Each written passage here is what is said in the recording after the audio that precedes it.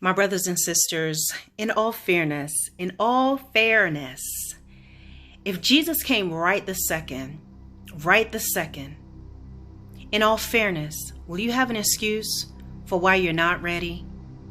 In all fairness, if the Lord came right this second, and whatever situation you're in right now, whatever thing that you have, whatever unfinished business you still have undone, whatever thing He's told you to do that you still have not done it, whatever relationship that you're still at this moment booed up with, right? Let's say you're still living together with your boyfriend, your girlfriend, your fiance, whatever situation you're in right now, would you be able to blame the Lord? What excuse do you have for why you didn't do the things that He told you to do? If God came right now, if Jesus returned right this second, in all fairness, can you say, God, you didn't give me enough time? God, you didn't give me enough grace. God, you didn't give me enough mercy. God, I didn't hear enough of the gospel. In all fairness, can you say that? Can you say, God, it's not fair. You didn't forgive me enough. God, you didn't take enough strokes from me. Because don't we do that? Haven't we disrespected God in some way? If God came this very second, what excuse do you have? Do you say it's unfair, God, you came while I'm still having this affair? God, you came back before I forgave my husband and my wife.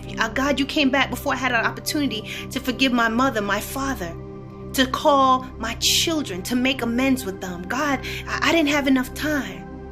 God, I didn't have enough time to apologize to this person for what I did. God, I didn't have enough time. I was going to take down that Twitter thing that I put up against this person.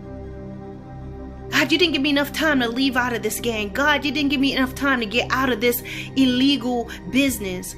God, you didn't give me enough time. I was just about to stop being racist.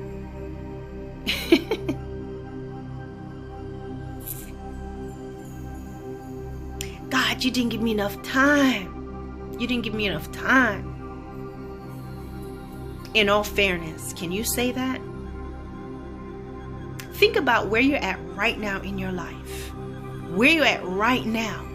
And none of us, as much as I'm doing the things of God, I can never just be like, yeah, for real. You know, I always feel like there's always more to be done. So I can't just make assumptions. We should never make assumptions as children of God. We want to be in right standing. And we pray that we see the Father and we hear, well done. But Christians that just be like, oh, I know I'm going to heaven. But my brothers and sisters, those of you that's not Christians, what are you doing right this second?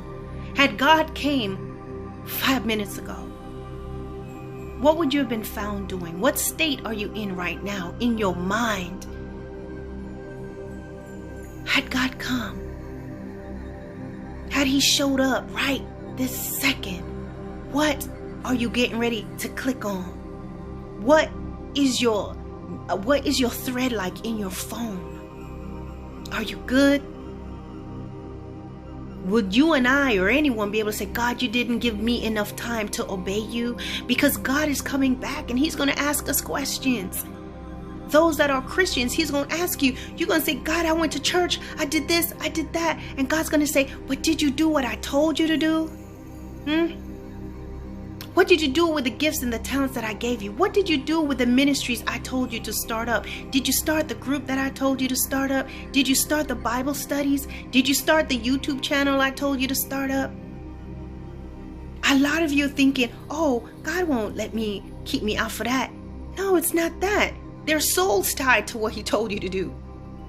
There's souls tied to it. It's not about the channel. It's about the souls that you're supposed to reach. It's not about your group. It's about the souls you are supposed to reach that you would have reached had you done it. It's about the complete change and detours and redirecting He had to do with souls because you're not doing what you wanted, what He told you to do. Come on, guys. How'd He come back?